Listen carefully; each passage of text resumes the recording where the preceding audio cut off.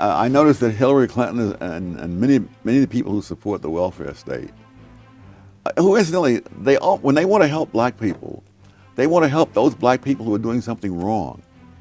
That is, rioters, ex-convicts. I don't hear them concerning themselves about the blacks who are the victims of the people who are doing wrong. In 1960, which would be almost 100 years after the end of slavery, 22% of black kids grew up in homes with only one parent. 30 years later, after the liberal welfare state, that number had more than tripled. Are you saying that the variable in success or lack of success is the culture of the particular group? Yes, that's exactly what I'm saying. And I'm saying it not only for the United States, but in terms of the studies of various other countries around the world, the same thing seems to be true. Would it be your feeling that if all the affirmative action programs were discontinued, women and minorities would go ahead much faster than they have under the affirmative action program? Yes, it's not my opinion. The data indicate that, for example, Puerto Ricans had a higher percentage of the national average income before quotas than after. So did Mexican Americans. Blacks have about the same.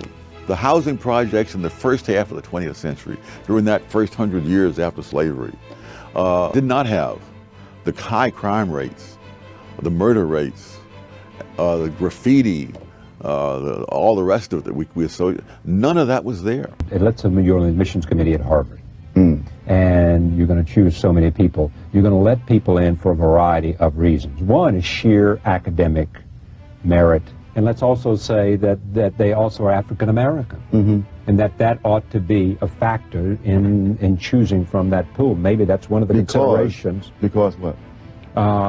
Because diversity of a student body is a healthy factor. I'm fascinated with the extent to which words, we're conditioned to react like Pavlov's dog to words. I hear diversity. Someone was asking Don't make me look bad, Professor. In intellectuals in society, whom do you mean? I mean people whose end products are ideas. The engineer is judged by the end product, which is not simply ideas. If he builds a building that collapses, it doesn't matter how brilliant his idea was, he's ruined.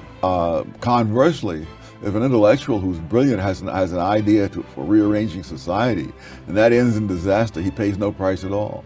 No, I would agree with that, but you would also have to agree that generally speaking, women are paid less, for example, for the same jobs as men. No, I would not. I would not agree with that. If you're talking about women with the same number of years of experience, with the same continuous service, etc., then when I look at that, I don't find that disparity. I find, for example, in many cases, the women are making more, depending upon how you break the data down. The latest figures I saw indicated that of black youth, something like 46% of those who wanted jobs were unable to get jobs. What would you do in that situation?